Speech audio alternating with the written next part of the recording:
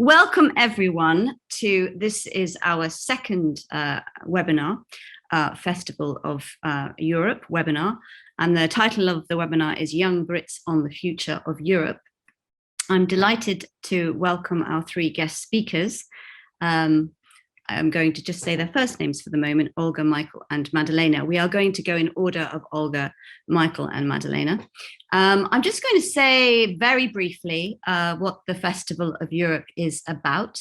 We are a very new festival, and this is a celebration of our European continent, because of course we are European as well as British, and that's something that we mustn't forget. And it's for all of us who have made Europe our home, and for anybody really. And it's founded on a spirit of collaboration and unity, friendship.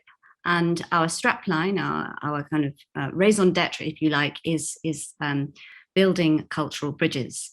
And so we are inviting cultural exchanges which transcend borders of any kind. And of course, we've heard a lot about borders recently, and walls being put up, and we want more bridges to be built that connect us.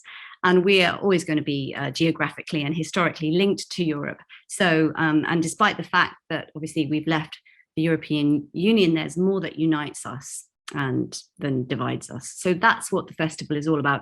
And it's essentially a festival that lasts really from kind of May to September. There may be events that happen actually out with that period. Ultimately, we will, possibly not this year, but we have a summer of Europe of events that happen from during that period, and then we'll have some kind of celebration at the end. But this is not just a one-year festival. We want it to be an annual event, for the next 5 to 10 years, hopefully forever, and a legacy for the future, to celebrate our connection with Europe and our all that connects us. So I'll probably speak a bit more about the festival later on, and ways in which you can all kind of join us and get involved if you'd like to. I hope you're inspired by the end of this webinar to join us. But for the moment, I'm going to kick off with, oh, she's disappeared. Olga, we've lost her. Okay, I think her video was frozen for a while. Okay. The screen was still, so maybe she's like turning her computer on and off again.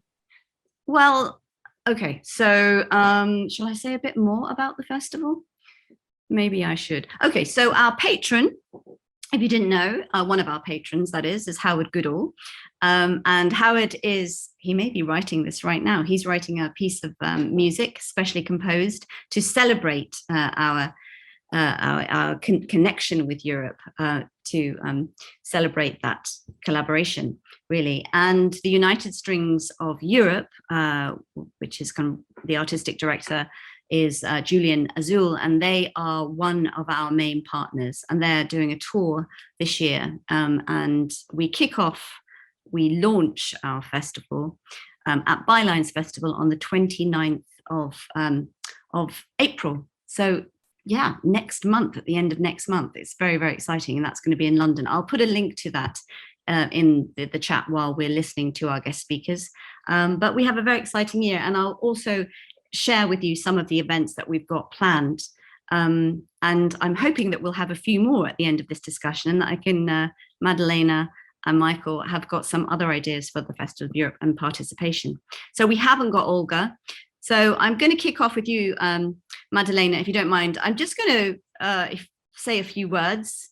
You probably don't really need that much introduction. Most people, maybe many of you watching this webinar, will know who Madeleina is, but she's a writer, and a political illustrator and activist, amongst other things. I would say a bit of a kind of theatre maker as well, I'd say, in the work that you do. She was the Charlemagne Youth Prize winner in 2021 and Young European of the Year in 2018. Using the hashtag EU Supergirl, she campaigned to promote the European Union and for the United Kingdom to remain a member.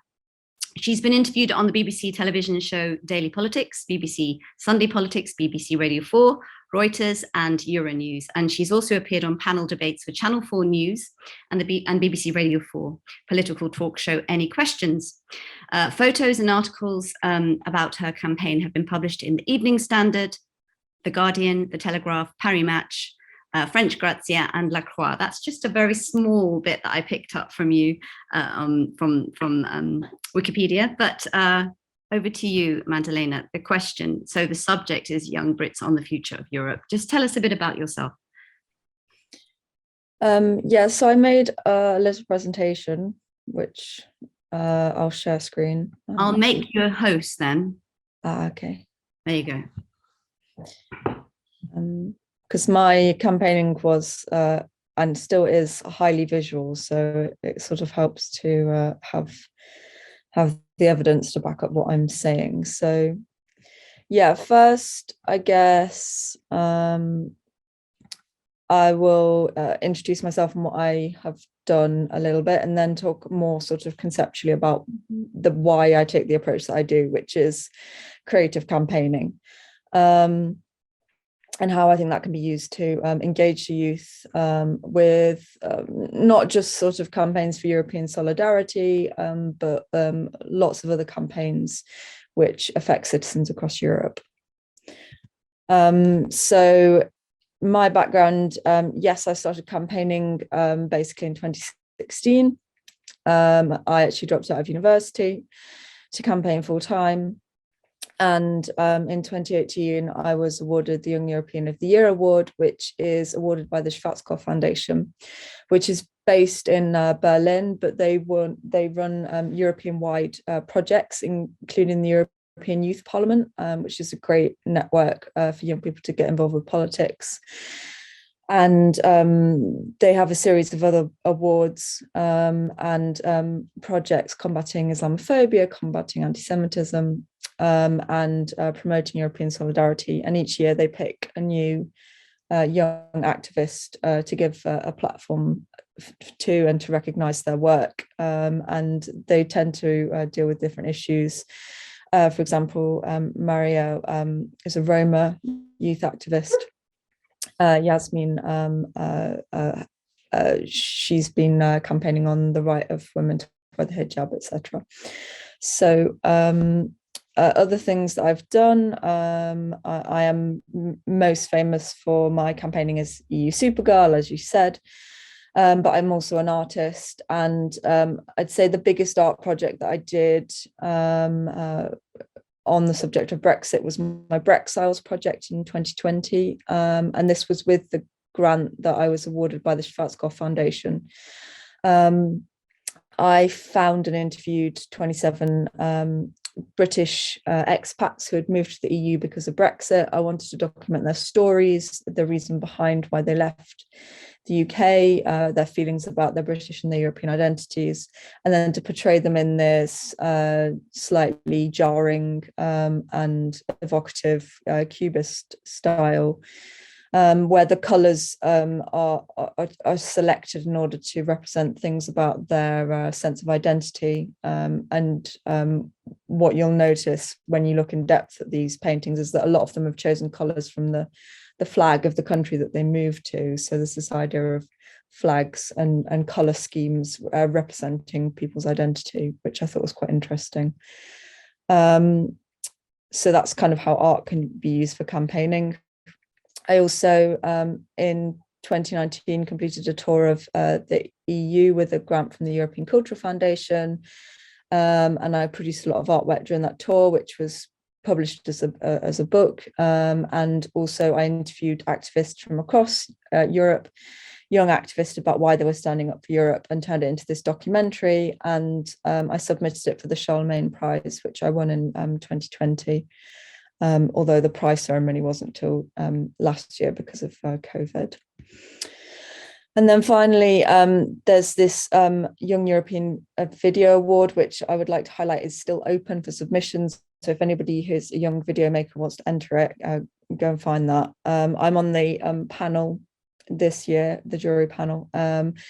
And my documentary was called The Creative Key, and it centers around this idea that using creativity and art in order to support a political campaign is the best way to engage people, not only to support your cause, but also to have a dialogue with the people that you disagree with. Because the thing about creativity and art is it's non-aggressive, it's non-confrontational, and it's opening up a dialogue rather than, you know, closing things down in a shouting match.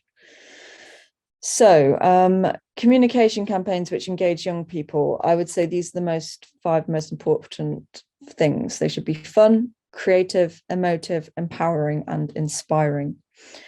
Fun. Why? Because we're asking people to give up their leisure time. Young people live very stressful lives these days. Let's make it enjoyable, so it's something that they actually want to do and want to participate in. Make it creative so you can tap into cultural activities. It makes politics less boring. It engages the apathetic, and it widens your audience. Make them emotive, because emotional arguments reach young people and motivate them far more than facts and economic arguments do. We saw that with the Brexit vote. David Cameron and George Osborne, with their factual economic arguments about the impacts of Brexit, had absolutely no reach whatsoever. Empowering.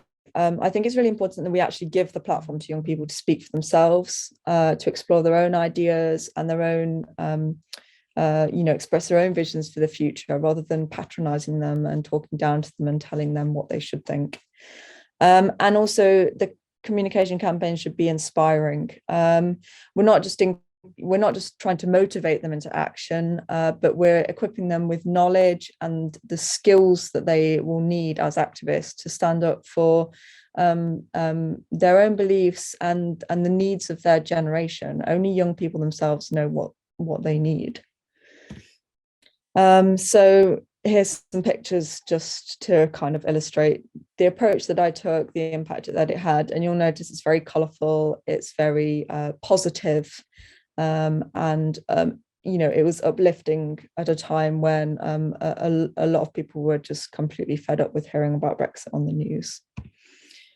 So some of the things that I did, children's books. I've self-published 9 books in total, written and illustrated them myself, and these are for a variety of different causes. For example, Go Back to Where You Came From. My first book was sold in aid of a refugee charity. Cyril the Ninja Squirrel was about the Save Our Trees campaign in my home city of Sheffield, and it was an educational book to teach children about the environmental, social, economic benefits of trees. Got my anti-Trump book. Albert White Wolf's Adventures in Europe gives an overview of history and culture across the European countries, and why the EU celebrates their diversity rather than creating a monoculture. And then the 24 Reasons to Remain booklets, which were crowdfunded, and I think we had 50,000 copies distributed across the UK by a really powerful group of grassroots activists. I also, of course, did music and wrote protest songs. And as the Festival of Europe knows better than anyone else, the power of music to influence and reach people. At protests, it was a communication tool that was loud and noticeable and attention-grabbing, engaging and emotive, but it was non-aggressive, non-confrontational, compared to the people shouting at each other. The music videos also made for viral content on social media. So I think 2 of my music videos reached 315,000 views on Twitter, but a lot of them also had quite a wide reach. And it was a way of breaking out of the echo chamber and reaching new audiences. And also it's very popular with the press. If you want a press stunt, then, bring some musicians along. This was the funniest one, I think, was this Japanese news article, but I had a lot of coverage in the European media, which were very supportive of my music. And this is not something I've done personally, but I'm really interested in doing in the future, and that's using video games or analog games through campaigning. And I recently attended a webinar which was organised by UNESCO, and it was a project where they'd funded 4 video games for peace building to combat terrorism, because right-wing terrorist groups are actually using video games to recruit young people. So this is something we need to be aware of, and also to think, how can we actually use these strategies ourselves to achieve the opposite. And this Fakescape was a project that also won the Charlemagne Prize, and they use games in schools with teachers to tackle disinformation, misinformation, and teach media literacy, critical thinking. And I just love their approach, and I think it's really great and a really good way of reaching young people and teaching them important life skills. So finally, I'm going to talk about my day job, which is a campaign called Get the Trolls Out, which is targeting young people, also media professionals, but one of our target audiences is young people. And the project is to combat discrimination and hate that's anti-religious, so Islamophobia, anti-Semitism, anti-Christian hate. And we produce lots of media outputs. So this varies from articles to videos to cartoons and illustrations in order to counter this hate speech. And we monitored the media in 7 different European languages in order to pick up on these incidents. So here's an example of the Instagram feed, which I'm working on at the moment. You see it's very colourful, really visually strong.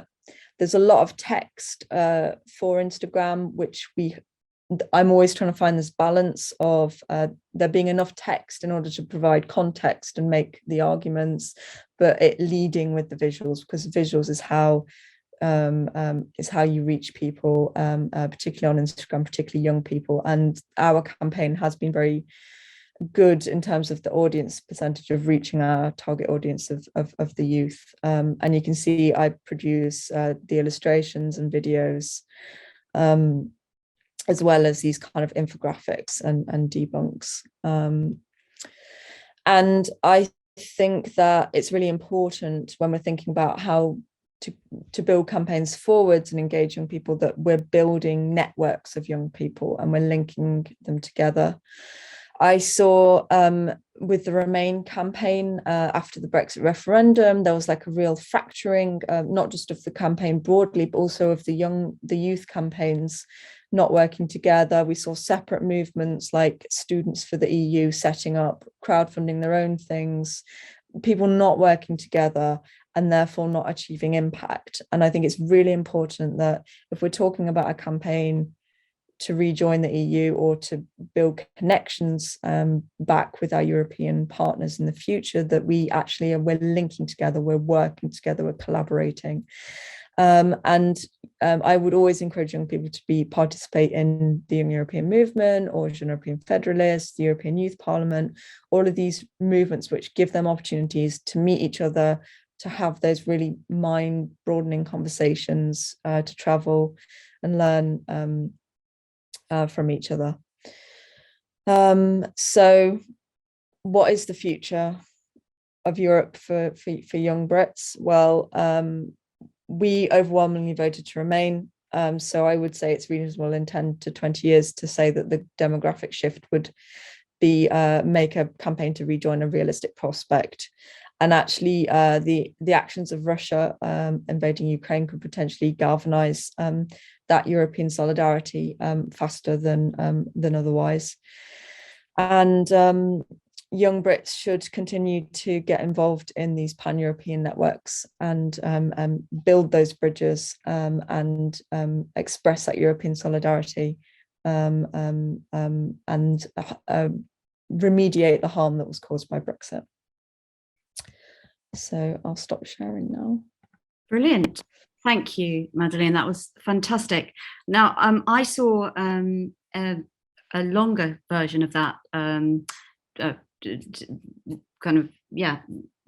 workshop that you just gave now, and I wonder if you could put the link for that. It was that's still available, isn't it? It was organised by it was an EU. It was the Charlemagne Foundation, Was it I that think. one? Yeah, Yeah, very I good. can definitely share Because the someone link. was asking in the chat, Andy was asking in the chat as well. So, and I thought that was really, really good. So, and I'm not going to talk too much now because I'm just going to say to everyone who's watching, please put your questions in the chat. I'm sure you've got lots of questions for our three panelists. I know I've got some questions. I'm going to move on now because it's 25 past, and I'm going to go on to Michael.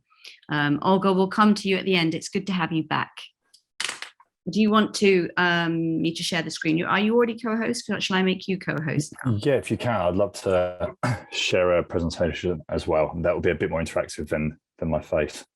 Yeah. I can share the screen actually. You can, because I did make. No, sorry, you've disabled participant screen sharing. Have I? Well, it's only when I click on you, it's now just saying chat and pin. So let me see if I can. Why is it doing that now? Olga, can you actually share your screen? Are you able to? You were before able to share your screen. Because I'm off, so all of my privileges have been also drawn off. So I'm not actually now able to make you. Madeleina, are you able to there's something you could do to become a host? Let me just see if I can. Remember your co-host, is that what you're trying to? Yeah, I'm trying to do. It just says chat and pin. So you are still a host, Madeleina. So could you make me a host or a more reclaim host? I'm going to reclaim host, and then I can make you a host. I think that's what it is. Okay. That sounds. I've heard that said before. There you are. Sorry, everybody. I'm just learning this. I've never run a webinar on my own before. I've run loads and loads of Zoom meetings and things, but I'm learning the ropes on this one. But there you are. Over to you, Michael. I think you now can host. Great. Brilliant. Can you share can you see a nice green set of slides there? Fantastic. Okay, cool. Well, thank you for having me. This is my first time speaking here in a Festival of Europe meeting. I recognise a few of the names. I think I've seen Joe Pye's name now. I've seen Joe Pye in every webinar I think I've been in. I think Joe Pye's there. So hello again, Joe. For those of you who don't know me yet, I'm Michael, and I'm the Youth Engagement Manager for European Movement and its youth section, the Young European Movement.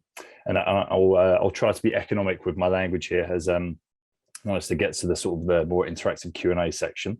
And I also don't have any sort of fame to bounce off here, like Madeleina. I'm a bit newer to the pro-European ecosystem, if you will. So very briefly, born in Essex, a UKIP stronghold.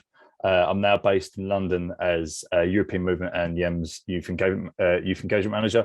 I managed to get a BA in History from the University of Southampton and a MSc in Global Environmental Politics and Policy from the University of London. With years of experience working in the sustainability sector and as a policy researcher for the grassroots group Labour for a Green New Deal, I'm now with EM to fight for a stronger and more democratic Europe. Aside from work life and academia, I spent quite a lot of time living in Argentina and Australia, and I'm also a very active session musician, writer, community organizer, and the climate crisis editor for A News Education. So starting in this position in December, although, sorry, I've got some notes here. So Young Brits on the future of Europe. So as Madeleine has already said, young people voted overwhelmingly to remain in the EU, with I think one of the main YouGov polls showing that 75% of those 24 and under wanted to stay in the European Union. Basically, we can no longer work freely in 27 countries. We find ourselves disadvantaged in the international jobs market. Most British under 40s have grown up taking for granted freedom of movement that allowed them to study and work anywhere in the EU without all the bureaucratic hurdles. And research suggests that a majority are worried about what the future holds outside Europe still. Whilst according to a parliamentary inquiry in the Better Brexit for Young People, we've got rising nationalist sentiment, the loss of European rights and entitlements, and we've also lost the education maintenance allowance, tuition fees increase. We went through that. rents and house prices are sky high, all this, and then Brexit happened. And again, under the spectre of an intensifying climate crisis moving further and further into view. Very, very doom and gloom. I realise I'm starting on that note. So speaking frankly, from what I've seen, young politically active people, especially in my circles, have been so engaged in the last 2 general elections. And they were so busy getting behind Labour and behind the Corbyn projects. And so much energy was put into these campaigns, and Labour lost twice. And so for a lot of young people, I feel that there's the challenge of injecting hope back into the minds and hearts of many young people in the UK. I mean, speaking personally, I've never lived under a government who I've actually voted for. And I think this is very telling of the situation that we have with Brexit, because I think that many young people feel that politics doesn't really work for them. And I think it's this sentiment that the Brexit campaign touched on and sort of marketed pretty well. However, what I see in the campaigning arena now is that although Europe isn't the #1 issue for many young people, I see a lot of hope. I see a generation that's resolute and ready to fight for these big transformative ideas that are necessary to mitigate climate change, to achieve racial and gender equality, and to promote queer rights. And this is why I think that it's vital that in order to really, really chime with young Brits, pro-European organisations need to focus on establishing key partnerships with these people and organisations which young people, as far as I can see, are campaigning for. And here I'm talking about Black Lives Matter, Extinction Rebellion, and other groups like Reclaim the Streets. And the reason for this, I believe, is that young people haven't grown up with and had years of experiencing the benefits of EU membership, like the older demographic in the UK, and of directing the European conversation. And this point here of directing the European conversation is what I'm going to get onto in the second sort of part of my speech on what the young European movement are doing about it, what this slide's about beyond 2022. I think young people need to see and be shown the link between Europe and these issues which matter to us. I just, from a bit of research and reading around this sort of theme of young Brits on future of Europe, found an interesting study by EU Opinions, which read that if policymakers present convincing and consistent plans for the future of the EU, they will be able to tap into the strong pro-European sentiment of the millennials, which is there. And I argue that the secret to these convincing plans lies in communicating the relationship, the intersectionality, if you will, between a strong Europe and these social issues which I've just mentioned, of climate, race and women's rights, and queer rights. Very much echoing Madeleina's point as well on the importance of building networks in the campaigning space. And so, on the matter of presenting policymakers with a convincing plan, this is where we come to beyond 2022. With this campaign, we want to bring the pro-EU conversation to UK youth, to mobilise young people to talk about Britain's future now that we have left the EU, and about how to promote young people's opportunities going forward, and presenting our discussions into pragmatic policies for policymakers, as this really isn't a topic which is dominated by young people. And the reason we're doing this now is because the EU has made 2022 the European Year of Youth, and young people really do need more ways into politics. And this event, Beyond 22, will, we hope, help UK youth to be heard. And so next week we have a launch event in London at the EU Liaison Office at Europe House, as well as at King's College at Bush House from the 18th to the 20th, the Friday to the Sunday, followed by a number of satellite events organised in some of our branches in Birmingham, Edinburgh and Manchester. We're working to, like I said, make the UK the strong pro-European campaigning force that young people in the UK need and deserve. At the launch event, we're going to be having a workshop with the 3 million migrants' rights, a book launch and panel discussions with the Federal Trust, the European Parliament, and a writer from Greece called Yanis Karamatzios, who's presenting his new his new book, which is on the question of a European federation. We have a workshop from the Bylines Network on citizen journalism, a hackathon with Shout Out UK, a talk with the Make Votes Matter Alliance on the arguments and points for proportional representation and electoral reforms. And to close, we're having a campaign stump for our Democracy Under Pressure campaign, which I believe will have a very heavy focus on the situation in Ukraine, as well as threats to democracy elsewhere in Europe, such as in Belarus. And all this will be happening along with our AGM and discussions on what YEMS members and supporters want the next 12 months to look like. What do we want our vision of Europe to be? And this is our theme for the weekend, young people's visions of Europe. This is a timeline here, but I won't go through that. This is Michael, we've lost you. You lost the sound. Can you? Hello? Yeah, got you now. We're slight bit of feedback. No, lost. Hello? Yeah, can hear you say hello. Can you carry speaking? There's a kind of hello. Yeah. There you go. Yeah, okay. keep going. Sorry about that. Sorry. Hello. You're here. So yeah, and just along with that, we're basically a way that I guess I'm looking at this from a young European movement perspective in terms of onboarding, the onboarding side of things. We've been doing a bit of a engagement drive by opening up something called a YEM brief, where we're encouraging young people to come on board and start writing articles as well. And this is part of the whole Beyond 22 campaign, because there's loads of great minds out there which need writing opportunities. And yeah, so we've got the YEM brief, so we've got articles ready and all the promotions ready, sort of in motion for this.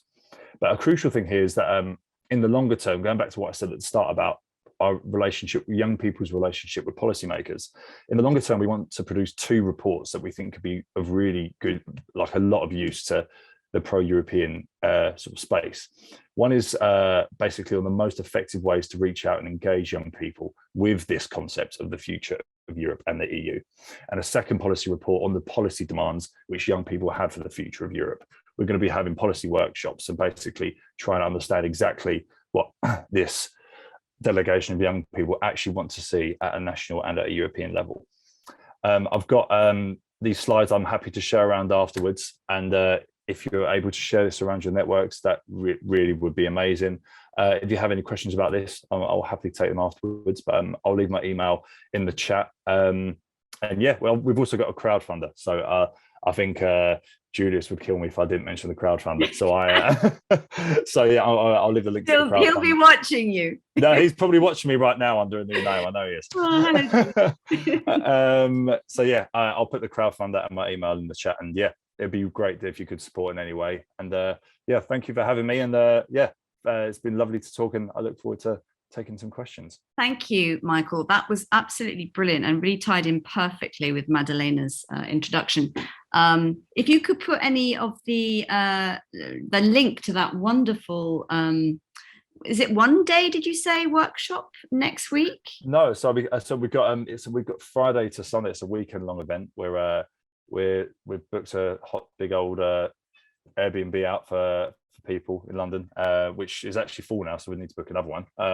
So yeah, we're covering accommodation and doing travel reimbursements as well. So yes, it's Friday from 4 o'clock at Europe House all the way through to Sunday, and we've got a whole itinerary plan. I love Europe House. I do love Europe House. My company, Acts of Dionysus, has performed there many times. Oh, brilliant. Yeah, and we've had lots of events there with Jeremy O'Sullivan. Is it Jeremy's your contact there? No, Tiffany Morion. That's my very bad French coming to play there, but yeah, I do miss performing in front of those flags. One day we'll return. One day. We'll return. But do stick around, and because I want to ask you some questions myself, and we're going to go on without further ado to Olga now that we've got her back. Olga, are you there? I've made you co-host, so you're able to share. I think so. Can you hear me okay? Yeah, perfect. Okay, so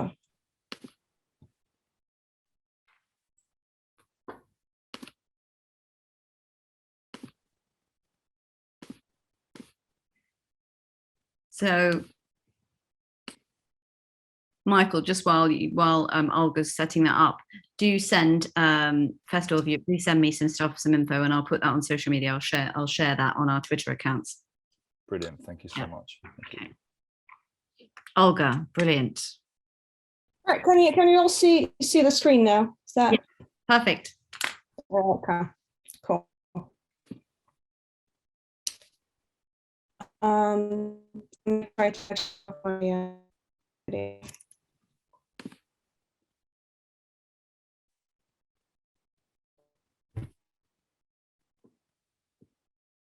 You there? I think we're having slight connection issues, Olga. Is this supposed to be playing a video? No, it's not. It's not. I wasn't sure if you were there because you kind of froze. Yes, Just no, to I'm give here. me an occasional nod every once in a while. Yeah, I can hear you. Yeah. So I see that it's moving. Yeah. Okay, my internet's been very, very bad as of today. A lot of people start working from home and getting back home from work, so I apologize about that. Okay, so my name's Olga, and technically I'm not British, not yet anyway. I'm an EU national. I'm originally from Poland, but I've been living in the UK for quite some time, and I've been working within the youth sector for quite some time. And my main job, really, for the past few years has been the development of the Europeers UK network, which, as you can see on your screens, is the international network for young people. Okay, and Europeers is a network that exists throughout Europe in some 15 different countries, and is very much linked to the existence of the Erasmus Plus program and the European Solidarity Corps program. So EU funded programs, educational programs for young people. Yeah. And I run the UK branch of it. So, like I said, we are very much have been around in the UK since 2016. We launched in 2016 in March. What a year that was. And we actually launched it at Europe House, Michael, as well. So there we go, there's a connection there.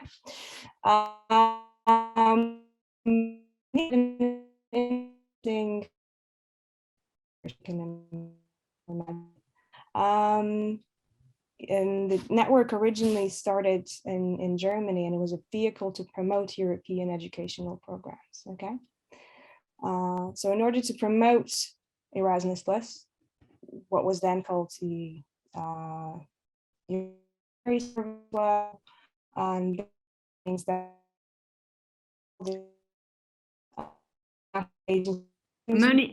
Olga, I'm getting only certain words.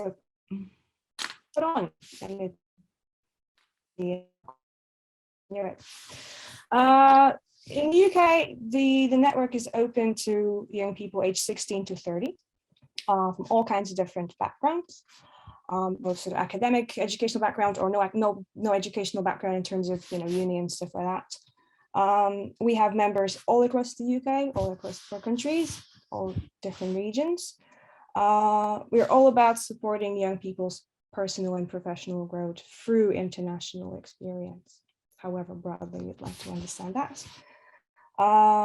We are very much a network and provide opportunities to network with other like-minded individuals.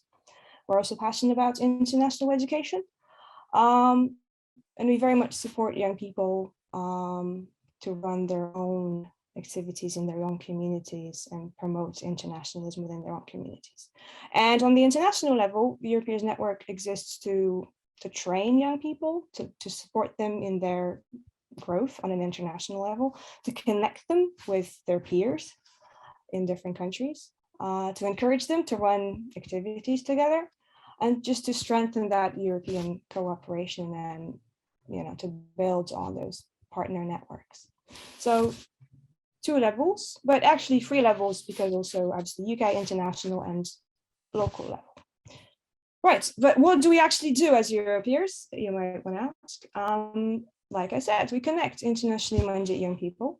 So, for example, current European volunteers, and there are still many European volunteers based in the UK. There will be for some time still.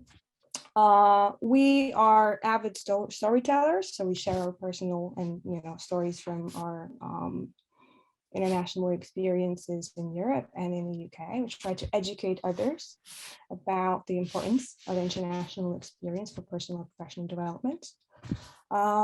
We provide opportunities for cooperation internationally for young people between networks in Europe. To the UK-based young people, we give personal mobility counseling during their international activity and before they decide to go anywhere. We very much support those local activities that are led by our youth members. We support those initiatives and activities locally. We work with other organizations to align with our values, and we support their activities as well. We promote their activities and try to get as much information out there to young people as possible.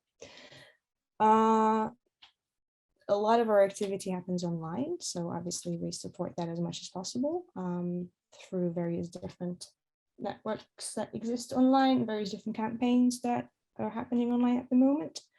And probably for sort of first and foremost also, rather than promoting internationalism amongst young people, we are strong advocates for non-formal education. So veering away from uni and formal education. Europe Years is all about promoting value within non-formal education opportunities, so outside of a school environment. So that's that. Like I mentioned, we're all around the UK, so if you are in any of those regions, which I'm sure you are, get in touch. We can put you in touch with some young people who would like to connect and organize something together. We exist very much so to organize training, and if I remember correctly, Madeleina joined one of our training opportunities 2018, I want to say, the summer of 2018. There's a photograph somewhere. I'm sure I can find it. You're on the photograph, so when she spoke about her activism, and just inspired our young people to do more and to join the campaign. But yeah, we provide training on a national level and also international level. Hopefully still be able to do that in terms of connecting to other international networks, because as you know, we are no longer part of the Erasmus Plus 2127. But yeah, and during the training, we provide all different kind of skills that young people can take with them back to their communities and take with them as individuals. So things like presentation skills, public speaking. We're big on media and just creating a lot of content, and, outreach, event management, and how to organize local events, how to plan a social action with others within your local region, within your local hub, how to do quality community mapping, how to connect up with other networks existing in your communities. We do all that. And we welcome young people from all around the UK to join those opportunities. Right, in terms of our strategy currently, a lot of what I do is about participant retention, because we no longer receive funding from our national agency for Erasmus Plus, because we're no longer part of the program, like I said a minute ago. But we still have a very active participant base that we have accumulated throughout the past 5 years or so. And throughout 5 years or so, we've trained 100 plus participants, and many of these young people are still very much active and want to engage with us in every way possible. So I'm very passionate about upskilling who are to have their hand up first, and then they ask as to what to do. About providing quality training for them to help build their personal professional qualities. About activities together with Momentum Worlds, which is the organization I work for, which hosts Europe Years UK, as well as the Center for Partnership, which I'm sure you've heard about, and other partner networks. And this people's potential and growing the network and retail participation. We're currently also developing a junior training program, so the next level of here. So a much more intricate plan for these young people, your future youth workers, essentially your future international youth workers. So we're working on developing that. The national connections with a broader network, so that's all those other networks existing all across Europe. and just empower young people to develop their own projects, nationally and internationally, built around various different themes. Life and bit of a curveball, this one, but I thought I mentioned it to give you a range of activities people do get involved in, and throughout the pandemic we've installed in terms of not being able to run any face-to-face activities.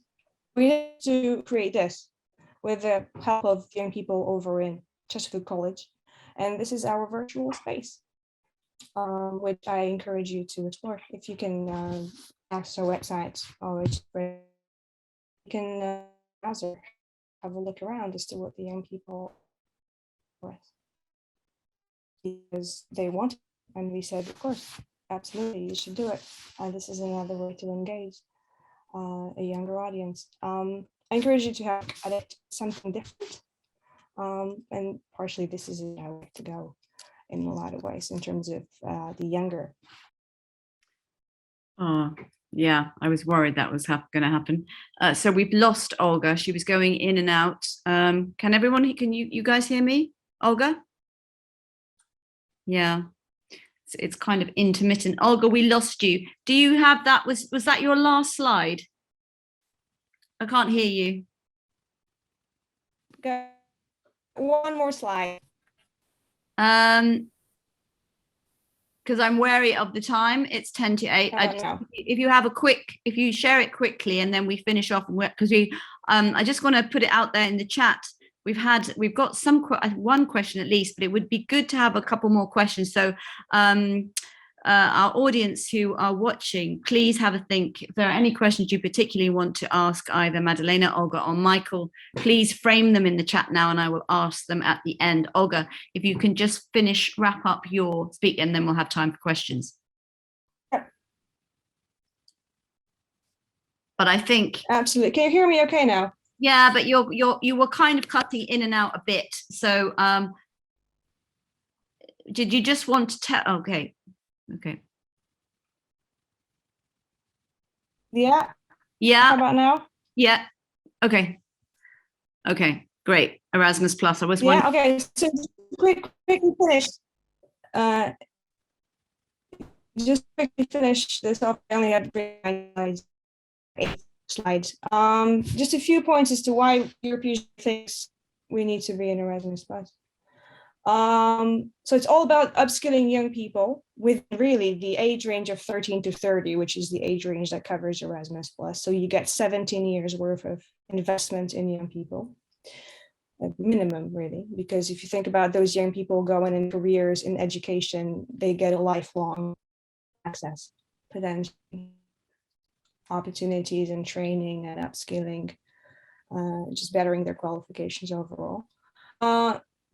I can't see the that it's only Europe. It's not open to a lot of different countries outside of continental or geographical Europe in that sense. It is a global program.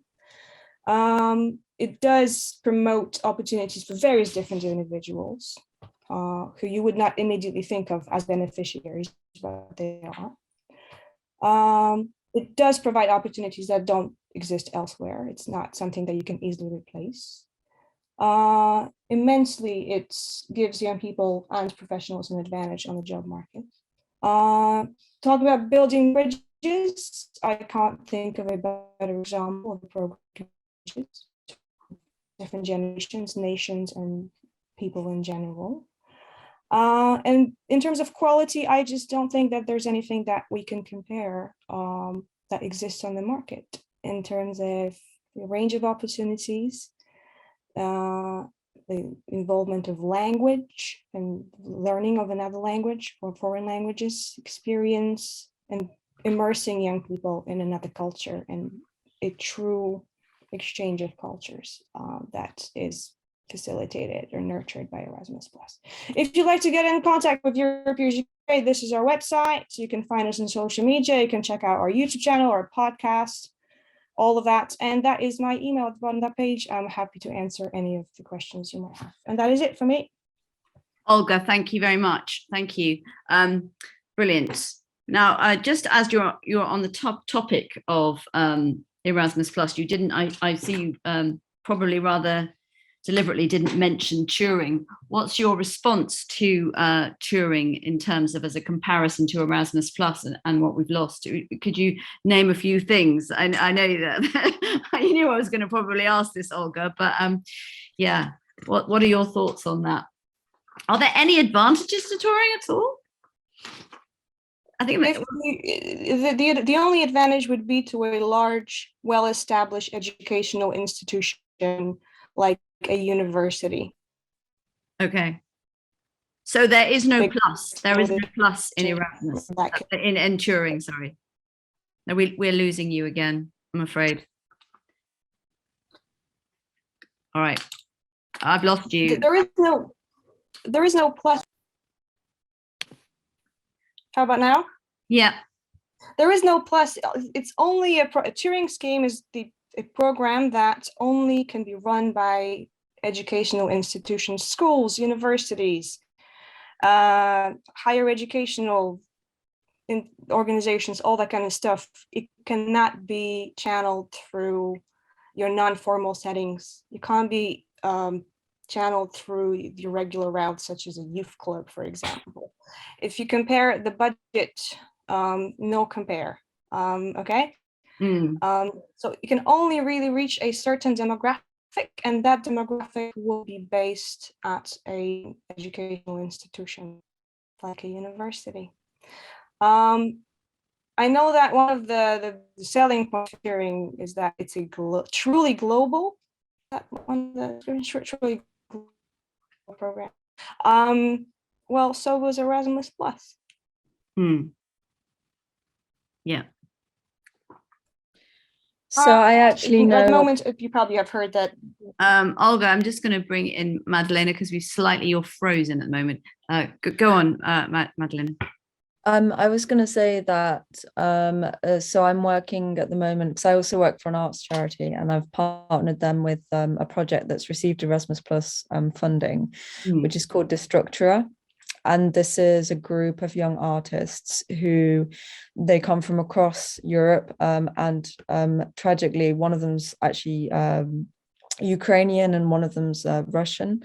So they've been massively impacted by the war, and hoping they can still deliver the project, but it's not certain. But they received funding from Erasmus Plus to run this project that's about bringing artists and creatives and cultural workers from across Europe, young cultural workers, together to discuss the barriers to entry to those professions, and to do research and put forward policy proposals to policymakers. But also, in order, they're bringing them together at a forum in Tallinn, where they can also write project proposals to apply for funding for arts and creative projects that are about building European solidarity. And that's the kind of thing that Erasmus Plus is funding. It's outside of the education setting. It's bringing to people together from across European borders, from outside of the EU as well. Yeah, I mean, the UK government has systematically been focused on defunding any kind of educational opportunities that aren't like within the constraints of the national curriculum and within formal education settings. And for someone like me who, I dropped out of university, yes, I'm neurodivergent, I'm dyslexic, I don't particularly learn very well in that kind of environment. It really frustrates me that opportunities are being taken away from people that can't succeed by those conventional routes. Thank you. Yeah, very well said. Michael, did you want to come in on that at all? Well, no, I mean, we're on the subject of Erasmus. We're starting to get a rejoin Erasmus campaign together, and I mean, my knowledge of it is going to be nothing compared to, for example, Olga's, for example. But me and Olga are actually meeting later on in the week to look at how young European movement and Europeans can drive this forward, because we've had a round of calls to get a team together who want to campaign on this. And there's some fantastic people who have a lot of knowledge. And actually, I've got an intern. Actually, we've got an intern she's from Holland. She's the last part of the last cohort of Erasmus, and she's writing her thesis on the net benefits of it. So I'm not as qualified as others here to talk about it, but a big fan of it. I did an exchange myself to Australia, not to Europe, but yeah, I'm looking forward to getting Yema getting involved in a rejoin Erasmus campaign, and I'm looking forward to taking that forward. And obviously, I think it's crucial that we stay in it, really, because it's interesting. Am I right to say that Scotland and Wales are working on their own mobility program? Yeah, Wales has already introduced theirs. Right. Yeah, which I've seen. The website looks very good, and Scotland too. Yes, so, Journey from Wales. What's say? It's called Journey. Do you want to put the link? The Welsh program that was. Yeah, that's right. Just if you put that link, I have looked at them. I'll just say a couple of things. So it's Journey 2022 for 2026, 65 million for non-formal education in Wales for the Welsh young people. It looks very interesting, indeed. Yeah. Yeah, I'll put a link in the chat. Okay, thank you. I also put a link into Erasmus Plus Alliance.org, which is more of a resource really for information about what we've lost and the difference between touring and Erasmus Plus, and I put that in the chat. And if there's anything you guys want to add, please let us know. That's in association with Andrew Hadley at CIL, which is the Centre of International Learning and Leadership and Learning, and Jennifer Monaghan, myself, and a whole group of educational specialists who are involved in that organisation. But we do have that website, which one of our members has very kindly put together. So yeah, it's evolving all the time. And what we really wanted to have at the Festival of Europe is an Erasmus village. That won't happen this year in terms of a village. We may have some kind of Erasmus presence, or even if it's testimonials from people who've obviously Erasmus Plus alumni. But in the future, we'd like to have a village, and we'd like to have VR headsets which allow young people to explore Europe, since it's a lot harder for them to actually physically go and explore it these days. But that's something for the future, but it's something that we really want to do, and I'm really passionate about as well. Not being having come through the system myself, I've learned a lot about it in the last year or to 18 months. I'm going to go to a question that we've got here. There was one from Joe Pye I saw. How do we overcome the reticence of university and FE authorities to permit conversations, rallies on European values, interests, and collaborations? Is it fear of losing grant funding that makes them afraid? Does anyone want to come in on that one? Because a lot of is it the chancellors are either Tories or they're sort of, it's been quite changed. Madeleina. So when we did the Bollocks to Brexit bus tour, which I think was 2018, we did actually get to the University of Kent, and that's because the Vice Chancellor is Gavin Esler, who is very vocally pro-EU all over Twitter, etc. So he was really keen to have us on campus. We did an event, and there was lots of the local pro-EU group turned up with a drum band, and there was a big protest demonstration, but like a very positive vibe going on, and lots of students participated in that. Unfortunately, there were two white supremacists who gate crashed the event and made a white supremacist signal during a photograph, which was only picked up afterwards that they were doing that. But I think there is this issue of particularly like pre 2020 and Brexit happening, of it being such a divisive subject that that maybe university staff didn't want these campaigns and these protests to be happening on campus, because it was potentially going to lead to conflict. But I think there is also, a big trend of vice chancellors and people in those senior positions that come from more conservative backgrounds, and a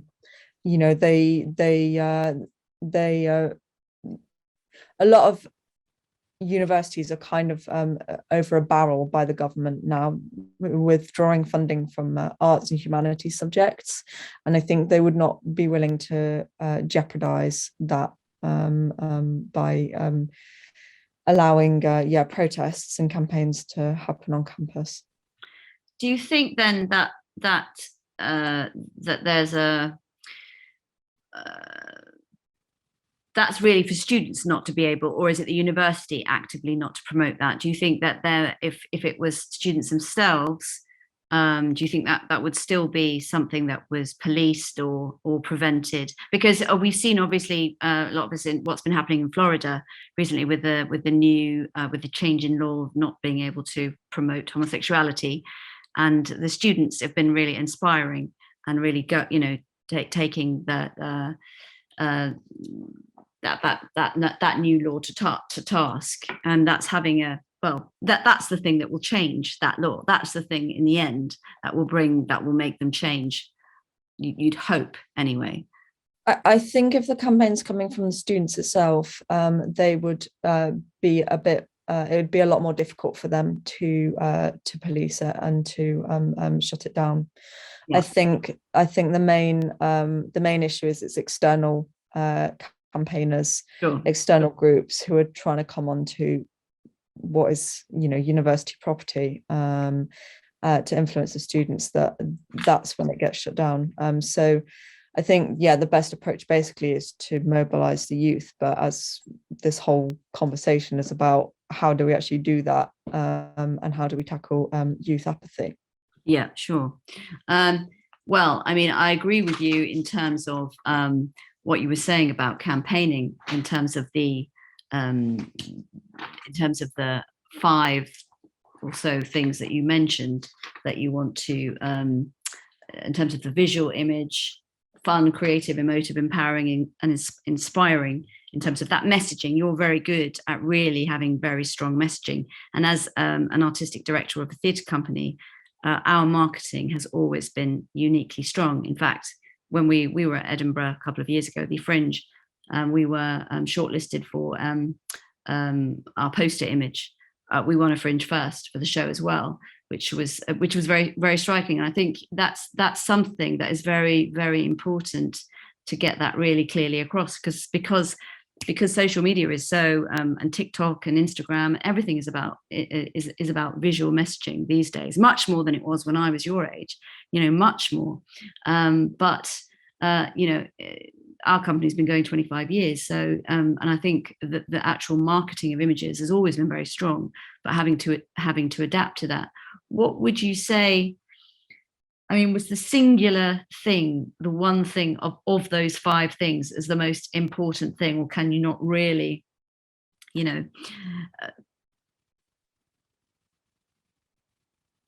is it difficult to divide them? I mean, I'm just thinking. I think it just depends on the particular issue and what you're trying to achieve. So for some things, it is just imperative to give young people the platform themselves. And I guess that's part of what this, conflict on university campuses is about, is if it's coming from the young people mobilizing, it's much more powerful, important, and difficult to shut down than if it's, other people coming in. For me, go on. With all of my campaigning, everything that I've done, it's always been visual first.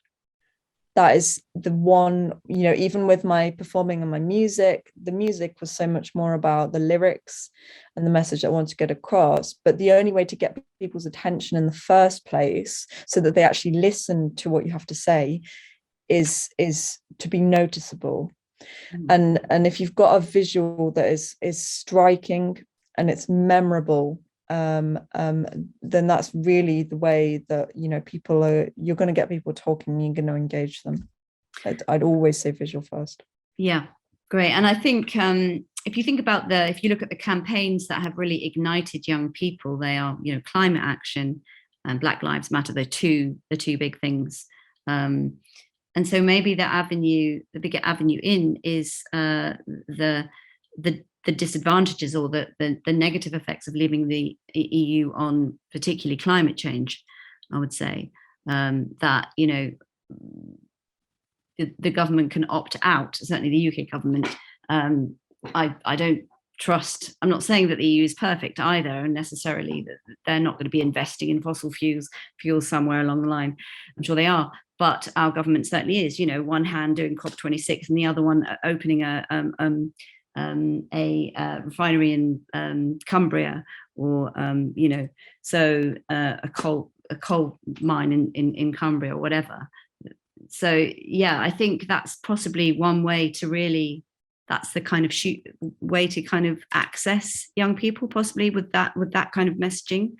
I don't know what you feel about that thought, Michael. Yeah, I think this is what I was sort of getting at with the intersectionality element of it, really. Yeah. I think showing young people how a strong Europe links to climate change, how it, like in terms of upholding environmental standards, for example, how it links to racial and gender equality and stuff like that. Yeah, because I think, I mean, at least in my eyes, the coalition and Conservative government hasn't really got the best record of doing those things, especially with migrants' rights and stuff like that as well. So we need to really link that, not have that as an isolated thing. For example, something like migrants' rights, you go, okay, don't get angry, just that, link it to a stronger, united Europe. What would a more united Europe, what would that conversation look like? It would probably be a little bit different. So yeah, I think, yeah, in short, to answer your question, yeah, linking the pro-European argument to other things, I think, is going to engage more young people. Yeah, great. Thanks, Michael. I was interested that you said, Madeleina, that we were looking at 10 to 20 years of campaigning. And that seemed a very kind of measured, very patient kind of time period. I know you said that it may be speeded up by our response to the invasion of Ukraine and the feeling that we are isolated and that we need to get back quicker. But is that your belief that it will be, you'll see that within a 20-year, or you can't see it happening any quicker? And how have you got that 10 to 20 years? How have you kind of calculated that? I guess it took Nigel Farage 20 years of his career campaigning to get us out. Okay. Was part of the reasoning. But it's also, I mean, I am a very patient person. So, and I'm realistic, as like optimistic and maybe fanciful as my campaigning may have seemed. I've always been like a realist and a pragmatist, and the reason why I campaigned so passionately for Brexit to be stopped and not to happen was because there was a window of possibility in which it could have been stopped up until autumn of 2019, but also because the arguments that I was trying to make with my campaigning, and part of the reason why I distanced myself from some of the leading anti-Brexit campaigns like the People's Vote and Best for Britain, etc., was that I was making the arguments for Europe because I knew that Brexit might happen, and that long term we needed to change attitudes and understanding of the EU and what it does and the value that it brings to its citizens, and the benefits of EU membership. We needed to change that fundamental understanding in order for the UK to eventually rejoin, because what happened was the People's Vote campaigned only for there to be another referendum, claiming that they were impartial when they blatantly weren't, and nobody was fooled by that. And then they self-destructed at the last minute and didn't get the vote. And all of that time, that money, that effort that was funneled into that campaign was completely wasted. They did absolutely nothing to change sentiment or understanding about the EU, and they achieved nothing. And that's why I took the approach that I did, why I focused on the positives of EU membership, because I knew all along, I didn't say it openly that I thought that, you know, the chance of success was small, because that, you know, you can't inspire hope in people with having that level of doubt. But ultimately what I was trying to achieve was this change of understanding, because it will take a long time for attitudes to change. And yes, we've got the demographics in our favor, but education takes it takes a lot of work. And I think that realistically, you know, given how reluctant the government is to grant the second referendum on the indie ref in Scotland, for example, you know, to get another vote, it is going to, you know, just for that vote to be given is going to take a long time and a lot of shifts of attitudes. And I don't actually believe that that's going to happen until we have a change of government. And I think that also we need a change of we need electoral reform. We need first past the post to be replaced by you know, a more proportional representation system, and we need a coalition government that would grant an EU referendum. And that process is going to take a long time. And I would say to people that, you know, want to wave an EU flag and campaign to rejoin, great, but I think that first we should be investing our energies and our resources into electoral reform and getting the Tories out of power. That's got to come first, because they're not going to give us another referendum. Yeah, thank you, Madeleine. Did you want to say anything, Michael? I was at the electoral reform, the rally a few weeks ago, actually, with that was organised by Make Votes Matter. I didn't see you, Madeleine, but it would have been good to have your voice there, definitely, to represent young people. There was a young speaker there, more than one, but yeah, I agree with you absolutely. Michael, did you want to come in on that one? I'm gonna look at some of the questions in the chat. Andy says he couldn't agree more, but what does he say? Here we go. But economics can be a big push toward at least single market or customs union membership. Yeah. No, I guess just in terms of, I think I'm sort of, I'd say quite a pragmatist like Madeleina as well, that I was like, I think the Scottish referendum has actually speaking from a Southerner's point of view, I think the Scottish referendum has actually got a lot, the rejoin movement's got a lot to learn from the Scottish referendum one, I think, because I think whenever people were shouting about doing another Scottish referendum, like 18 months, 2 years afterwards, the media sort of shut it down. And I think because it's sort of simmered in the background, I think if and when that comes up, if the SNP get the right amount of members, if they get the right amount of MPs in Holyrood, I think in a year or two, a Scottish referendum campaign would be really strong and happen again, because I think it's been managed well to simmer in the background. So on Madeleina's point of thinking long term, I think, wait till you get the demographics on the side. The Tory government is, I mean, up until the Russia-Ukraine story hit the news, as far as I saw it, the Conservative government was almost imploding in on itself with the whole party. The sequence of things, it was almost collapsing in on itself.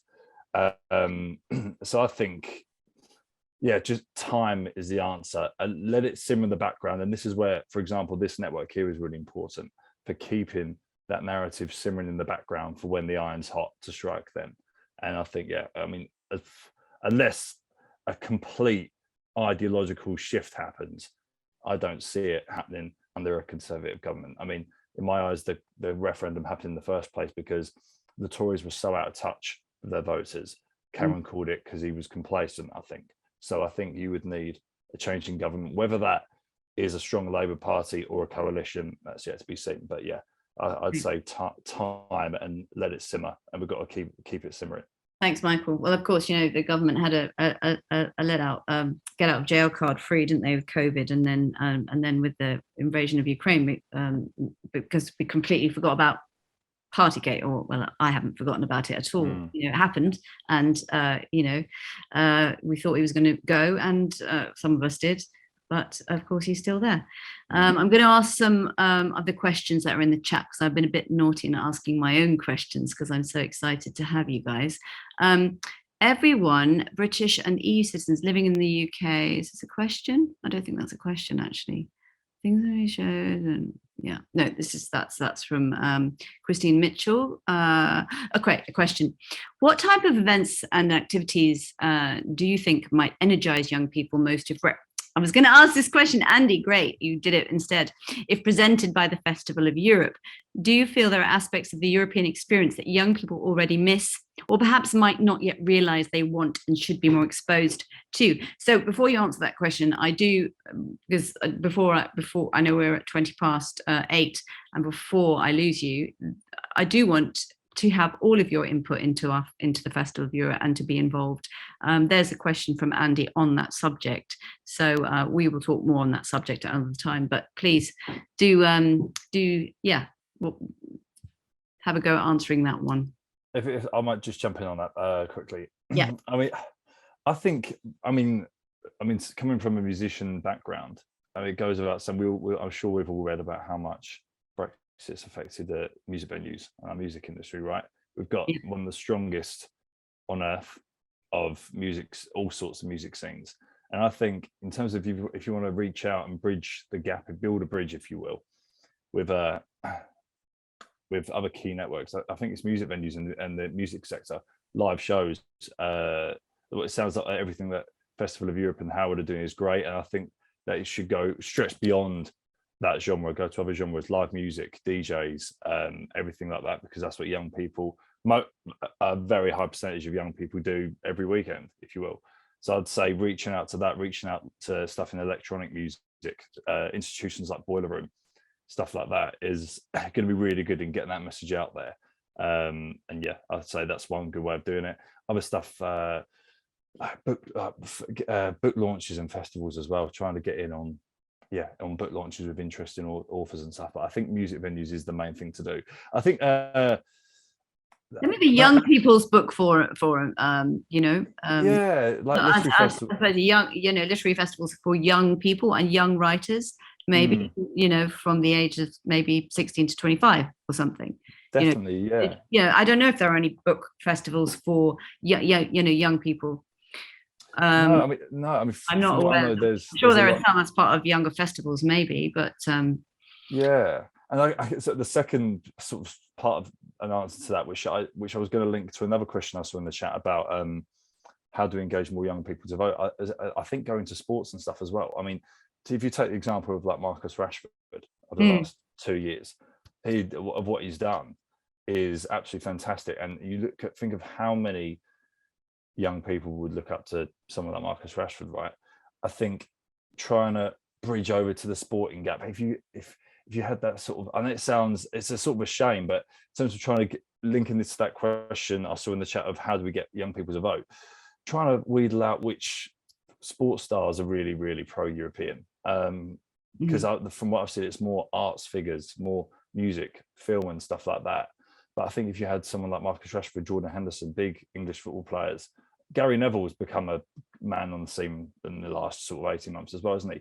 Yeah. Having stuff, people like that really in the eye of, if you will, your average Joe. And Gary Neville's even, someone like him is even someone, if a Brexit voter saw him talking long enough, I reckon he could sway someone like that, because he was England and Man United captain, and he's actually talking about how Europe's actually really good. He could sway a lot of the Brexit vote as well. So in terms of, what events for young people, in short, I think team up with music venues and do loads of different genred nights and stuff like that. Well, we certainly wouldn't say no to having Marcus Rashford either, or Gary Neville on our Festival of Europe patrons list. So I'm sure you'll probably want to nab them on the Young European Movement. But absolutely, so hopefully that's a conversation for another time. Madeleina, did you want to come in on that? Olga, you haven't said anything. Do you want to say anything on this subject? at all? Yeah, so in terms of sort of getting young people together, I think we got to remember that we've had some 2 years of the pandemic with together and gather around and capturing the excitement of sort of coming out of the house and building more to young people. For many young people will be enough. And obviously having music and having interesting speakers, yes, absolutely. But the very having a celebration of sorts.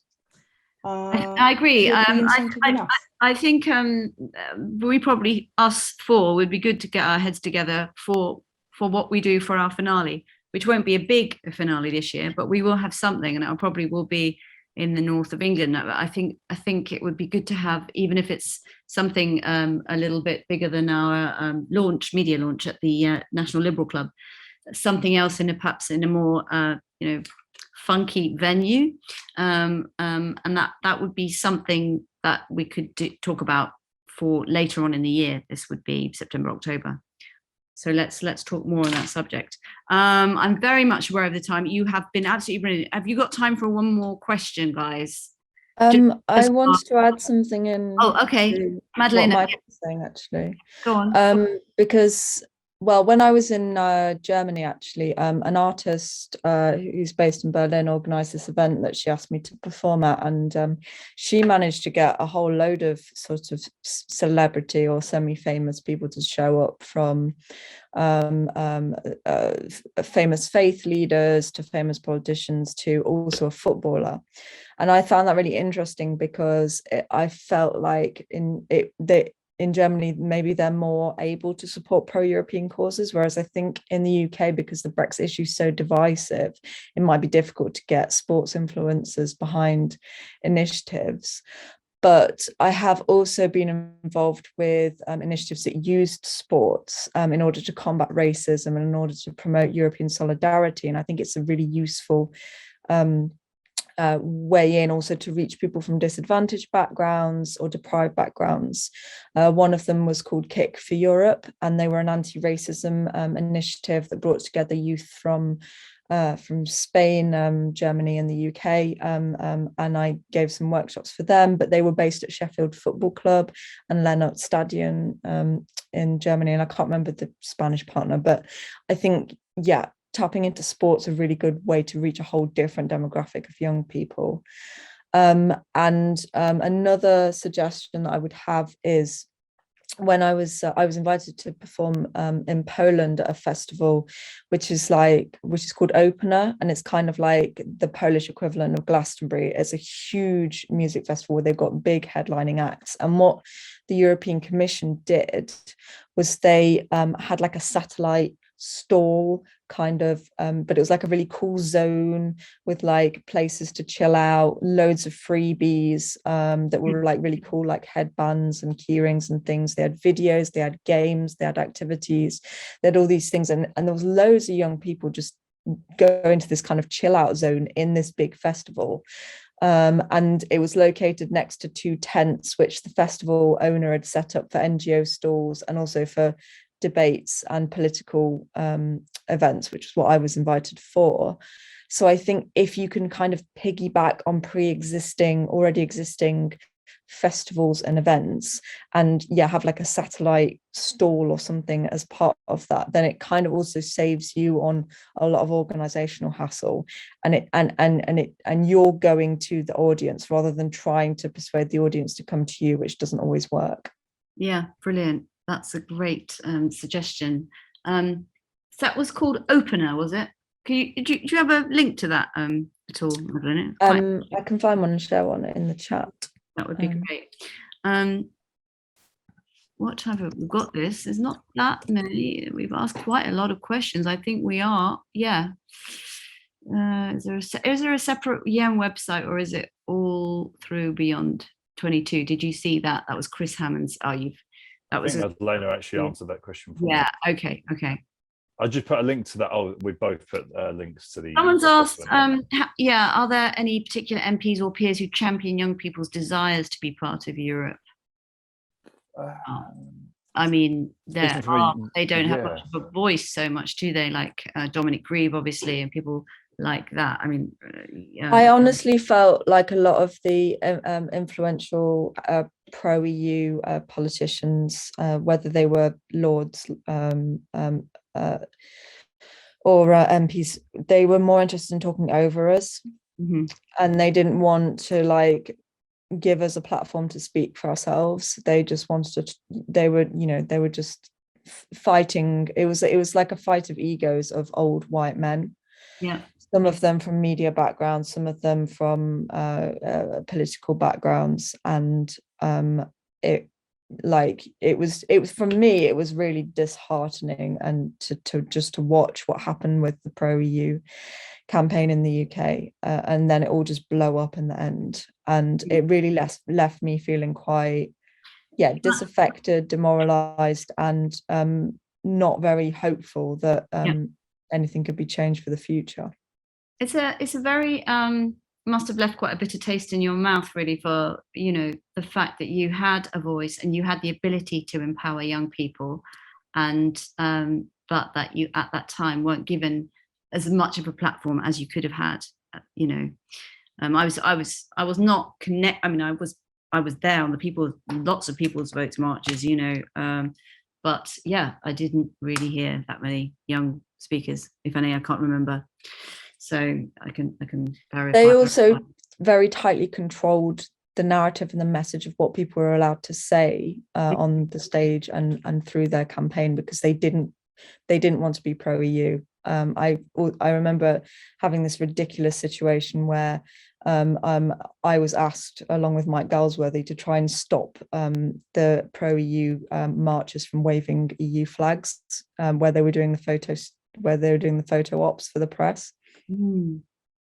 And you probably know from those marches, everybody turned up with an EU flag. Yeah, absolutely. That was I mean, I went on a march and then I went to see a show at the National, and I was waving my flag in the middle of the Olivia Theatre, and proud, definitely, to do so. That was definitely part of it. And certain amount of that kind of flag waving is that's very much part of it. I am aware that we are on 8:32, and I don't want to keep you guys longer than you already have been. I did want to talk to you about critical thinking. That was one of my things. I'm doing a project, hopefully taking a show to Edinburgh myself, and doing a lot of engagement work with young people, because I do think critical thinking is really important. You mentioned this, Madeleina.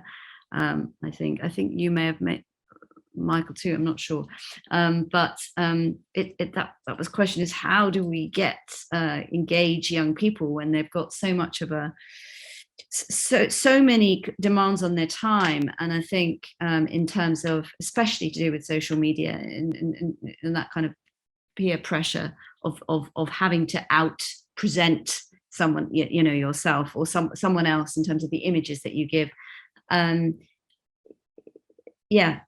That was my question, just briefly on that subject of anyone want to say anything quickly about critical thinking? So is your question, how do we make young people critically thinking?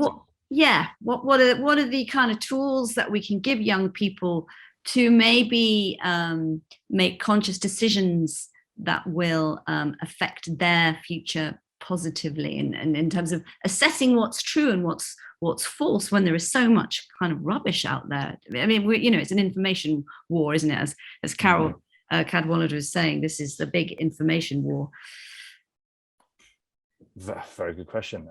Very simple. I remember we had critical thinking in schools and at AS level, but talking very basically, and that was fantastic. We used to read 6 of the newspapers for homework, and then we read the same story in 6 newspapers and go, why is the story different? And I don't know if schools still do that, but that was from the age of 16, 17, that was really probably foundational in politicizing me when I was like 16 years old, something like that. And that's just something like that as a simple element to the national curriculum. If that is still the case, someone please correct me, but something like that would be really good. but it's a very good question. Something I'd have to meditate on. Yeah, no. I'll be coming back to you when I do my public engagement program, because I've put the text on that, and I'm working with a philosopher who's a friend of mine who kind of teaches critical thinking. But I do think it's really fundamentally important. Madeleina. I was going to say, when I was at college, because I chose to do the International Baccalaureate instead of A-levels, we studied theory of knowledge, which is their equivalent of critical thinking.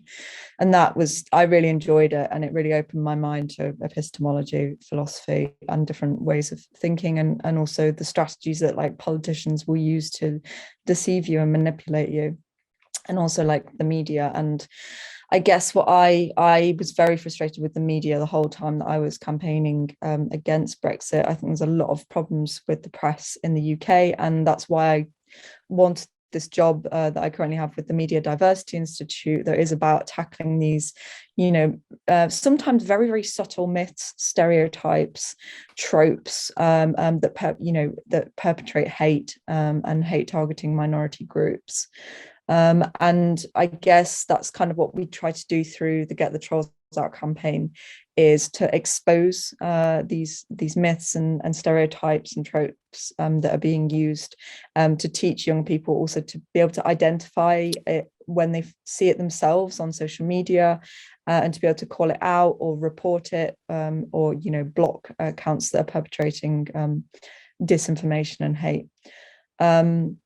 And I guess also, just to go back to what I was saying earlier, and this interest that I'm trying to cultivate in using games in order to educate, yes. I really think that is a way forward, and that we need to put so much more investment into that. And I would really like to get involved with a project that's using games to teach people because you can learn so many skills, and also games are a way of putting players into the shoes of somebody else, and to experience things that they maybe haven't been exposed to in their own lives, and so they can see other ways of thinking, and to role play, and also to role play as in leadership roles, to be problem solving, and I think that's the key to critical thinking. It's actually that problem solving mindset, that kind of analytical approach. That's brilliant. Thank you very much, Madeleina. I'm certainly really interested in exploring gaming critical thinking opportunities, and there are so many digital theatre platforms, workshops out there at the moment. I've just signed on to one in a couple of weeks that's organised by The Space, which is something you might be interested in, actually, Madeleina, as well. It's something that my company is wanting to. We have done some digital work, and we did a show about the environment, about climate change, which was based on the play Antigone, which you may be familiar with. And that was an outdoor immersive site-specific piece, but it's something that would work so well in a kind of gaming, and we're going to be pitching that to different funding pots in the future. Olga, did you want to say anything on that subject to wrap up? I just wanted to add one thing, that Erasmus Plus is a great example of how that kind of program can be used to educate young people about fake news, which, if you think about Scandinavian countries, Finland does it in primary schools already in terms of age ranges, and then throughout the entire sort of systemic education within the curriculum. They teach that through the schools, and you see a lot of the programs now within the current funding strand built around sort of digital dark arts and all that kind of stuff. E-participation. There's a lot of stuff happening in Estonia, obviously, around e-voting, which they have had done, and they're hoping to educate others about how to do it as a democracy, how to get everybody to be able to vote entirely online and things like that. I think we're absolutely, definitely, because of the lack of funding for that, missing out greatly. And there's so many good practices existing within Europe that we could just take from and implement tomorrow, in a nearby sick form, and it would work wonderfully. We just have to find a way of doing that. Great, thank you. And that seems a really hopeful, positive note to end on, Olga. I noticed that Pez has just mentioned in the chat something. Estonia are leaders in digital engagement. Critical thinking is very good as an A-level subject. I used to teach it. Chris, wow, I didn't know that. I should have asked you to help me with my public engagement in my Arts Council application. And the GLOW network in Scotland connects all staff and pupils in all the potential in Scotland schools and has a huge potential for students working together. Brilliant. Thank you.